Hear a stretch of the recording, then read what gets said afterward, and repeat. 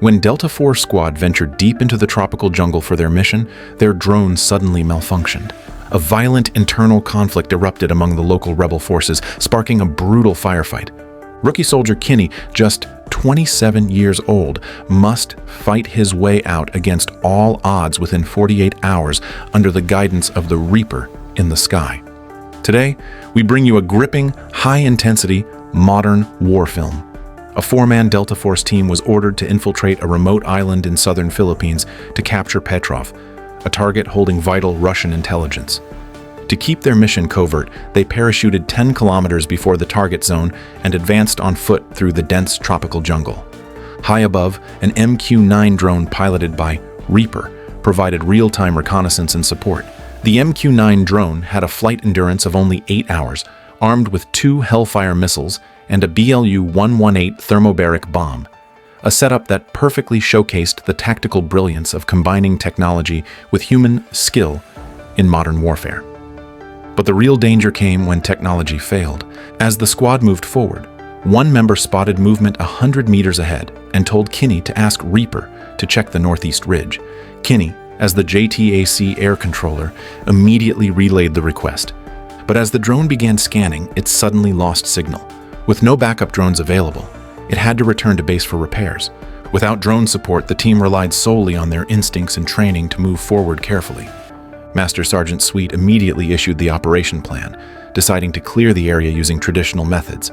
It looks like we have to clear this ridge the old-fashioned way. Abel, you're on point. Copy. Bishop, you're left. Copy. And for the moment, Kinney, the air controller, had no role to play. What do you want me to do? Nothing. The jungle was thick and full of hidden dangers. Even a wild boar's sudden charge sent their adrenaline surging. But the true threat was still ahead. When they reached the target area, they saw Petrov heavily guarded, making a direct capture nearly impossible. Sweet devised a new plan. He and Sergeant Abel would storm the site, the sniper would cover from above, and the young Kinney would observe and maintain communication with command. Just as they were about to move, 2 pickup trucks from the Abu Sayyaf rebels arrived at the trade point. If a firefight broke out, the team's limited firepower meant survival was unlikely. At that critical moment, the drone reconnected. Kinney was back in contact with Reaper. As they were observing the area, a sudden gunfight broke out without warning. Hashimi's intervention threw everything into disarray.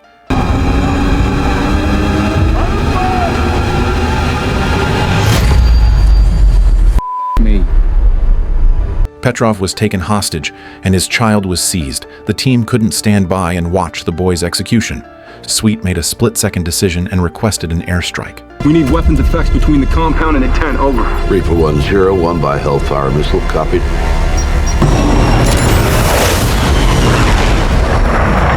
Weapons away, impact 30 seconds.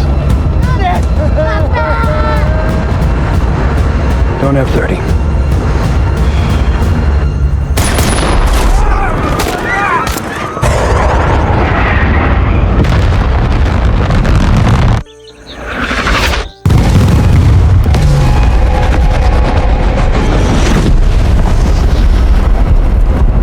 The drone strike saved Petrov but exposed the team's position. What began as a stealth mission now turned into a full-blown battle. Below Kinney's position, he heard noise, armed men crawling out from the ventilation shaft. He held his breath, praying they wouldn't spot him. Abel, Bishop. I need sights on targets. Abel, you're taking center. Bishop, extreme left. I'm on extreme right. On 1.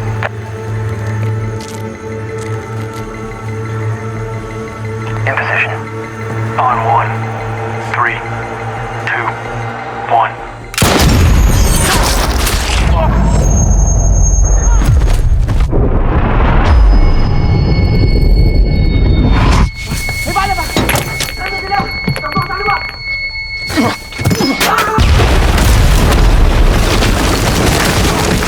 Moments later, enemy reinforcements swarmed the area and a fierce gunfight erupted. The sniper quickly took position on higher ground. During the firefight, Abel was shot. Sweet ordered Kinney to provide immediate support, but it was clear he still hadn't recovered from the shock of the recent explosion. Then, an enemy pickup rolled in and fired a rocket before they could react.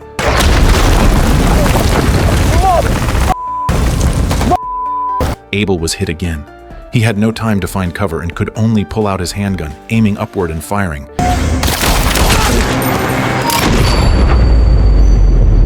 Kinney rushed to check his wounds, but before he could help, Abel succumbed.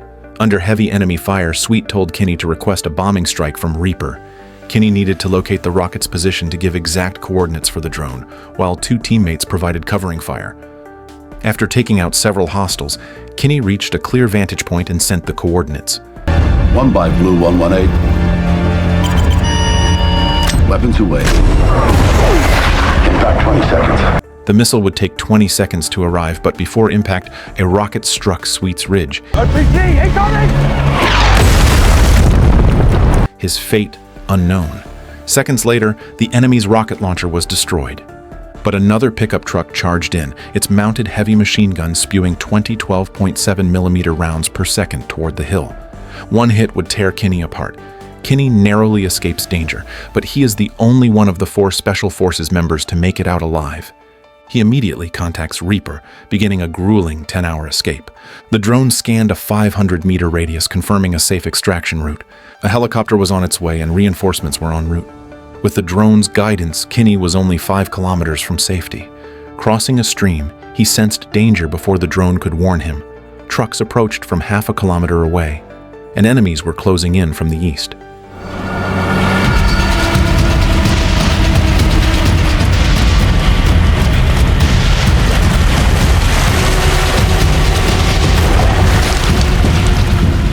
Soon, both groups appeared. He thought they'd pass by, but fate had other plans. You gotta be shitting me.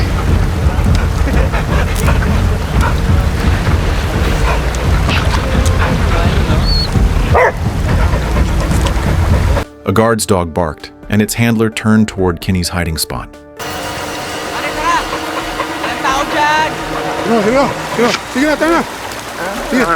Just as the man was about to investigate, his comrade called him away, sparing Kinney by sheer luck. Once the danger passed, Kinney resumed his trek and finally reached the extraction point under the drone's guidance. A Black Hawk helicopter approached, and just when he thought his ordeal was over, a bullet struck his shoulder. A hail of bullets whizzes past his ears as a large number of militants opened fire on Kinney and the Black Hawk. The gunner on the helicopter returned fire, but the darkness made it nearly impossible to strike their targets effectively. With enemy RPGs incoming, Reaper urged the chopper to retreat.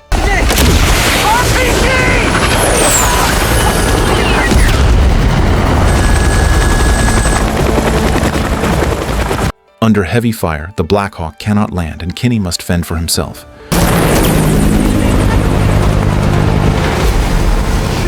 More enemy vehicles arrived from the western ridge, pouring heavy fire toward his position. Outnumbered but unyielding, Kinney fought back while calling for air support.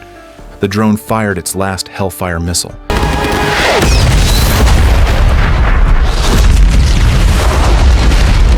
Just when he thought all the enemies had been eliminated, another armed pickup truck suddenly appeared. Even worse, the attackers seemed to be equipped with night vision, allowing them to pinpoint his exact location. They must have night vision. He's got to turn his strobe off. It's your strobe, Playboy. Turn off the strobe. Taking fire from the east! Drop everything you have! Playboy, I am Winchester. I'm out of bombs. ETA on the Hornets is 2 mics. Reaper deployed Hornet jets, launching 2 missiles at the incoming truck.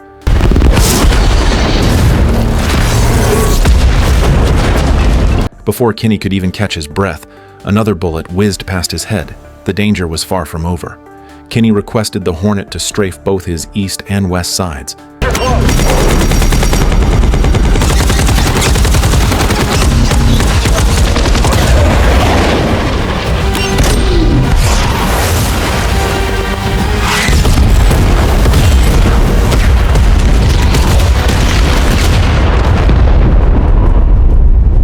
After exhausting all its ammunition, the Hornet returned to base.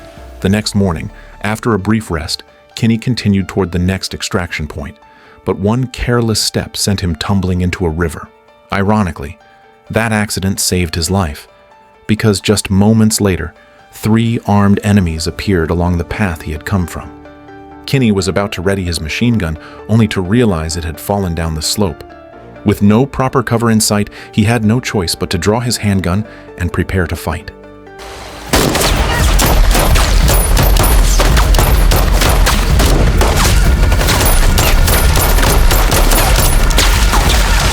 Following the current, he reached a waterfall. There was no way forward, and enemy pursuers were closing in from behind. Without hesitation, Kinney leapt into the cascade, diving behind the water curtain to hide. After the enemies left, he followed the stream to shore, unaware that they had already set an ambush ahead.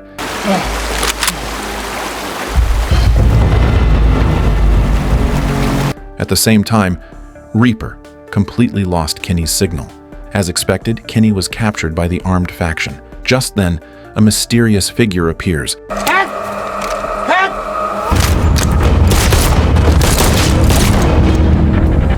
It turns out Sweet didn't die. Though the rocket strike had been close, they managed to evade it in time. Sweet escaped, but their teammate Bishop was taken prisoner, and now they had to mount a rescue. They gathered every weapon and piece of ammo they could find and made their way into a canyon. Kinney noticed the trees were sparse, so he used a plastic water bottle to build a simple radio receiver and successfully re-established contact with Reaper. He informed Reaper that he and Sweet were heading back to the original operation zone.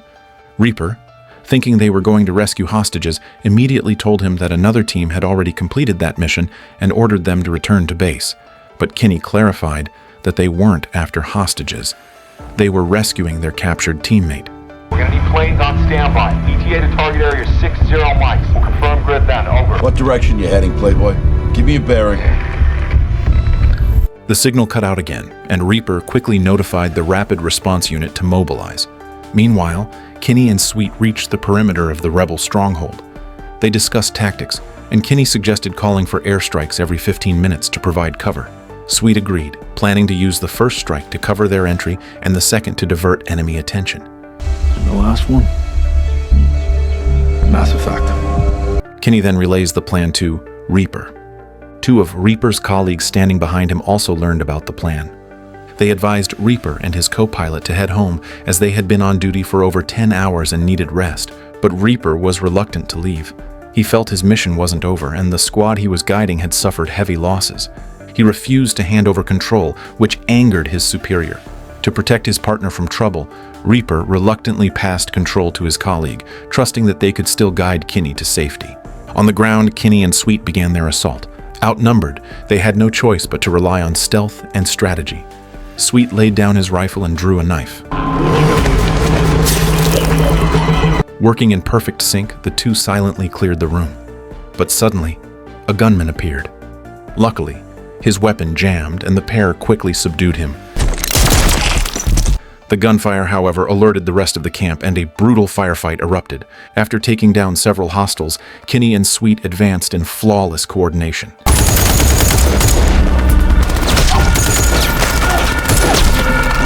Then Sweet was shot in the abdomen and Kinney dragged him to cover. A burly rebel attacked from the side and Kinney grappled with him in a desperate struggle, barely escaping death. Just as they thought the danger had passed, 2 grenades landed nearby. The explosion knocked them out and both were captured. To send a warning to their enemies, the militants executed Sweet in front of a camera. At that moment, the first wave of airstrikes hit, but it had no effect on the underground prison. There were 15 minutes left until the second attack, their only chance to escape. The militants dragged Kinney out, beating him mercilessly to crush his spirit. Then Hashimi chose a weapon of torture.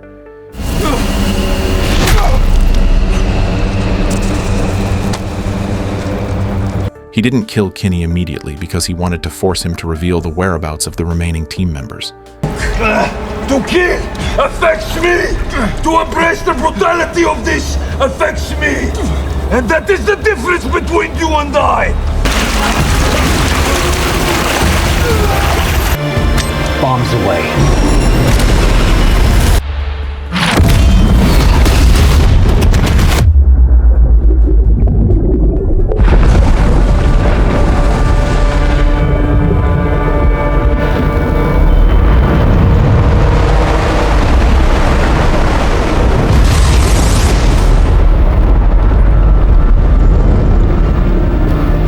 At the critical moment, the second wave of bombs hit the cave. Kinney, submerged underwater, avoided injury. When the dust settled, the camp was in ruins, and the militants were all down. Kinney grabbed a machete and searched for Hashimi, finally finding him in another cell. Hashimi tried to fight back, but Kinney didn't give him the chance.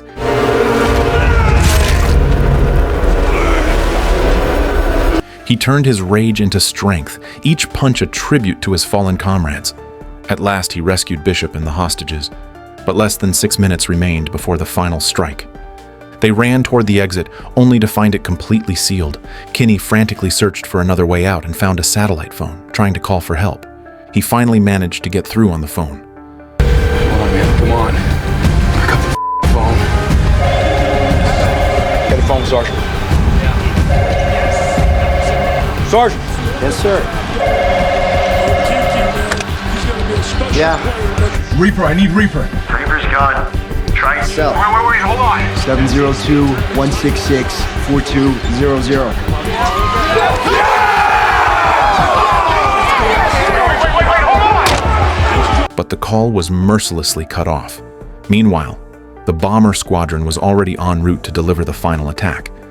Kinney tried to call Reaper, but at that moment, Reaper was on the phone with his wife and ignored the unknown call. With less than 3 minutes before the strike, Kinney led the others to keep searching for a way out.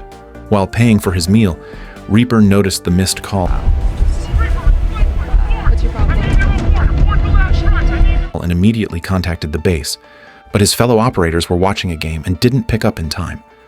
Both sides were racing against the clock, and the bomber was now only 30 seconds away from dropping its payload. After a frantic rush back to the control room, Reaper finally located Kinney's position and aborted the strike at the last second. We have visual.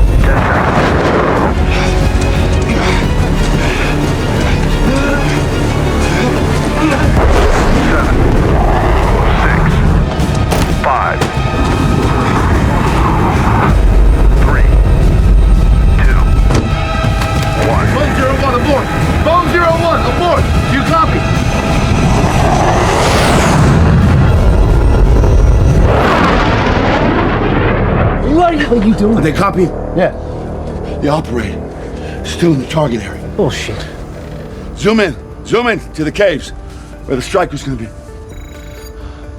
There he is. That's him. That's Playboy. The success of Land of Bad lies not only in its realistic depiction of modern warfare, but also in its deep exploration of human emotion. Kinney's transformation from a rookie to a true soldier is a battle between fear and loyalty. Land of Bad is a masterpiece that transcends the boundaries of traditional war films. It's not only a visually stunning action movie, but also one that provokes deep reflection on technology and humanity. When war enters the age of remote control, a soldier's courage may still hold its meaning, and perhaps the answer lies within Kinney's unwavering faith. Beyond the drones in the sky, all we truly have is each other.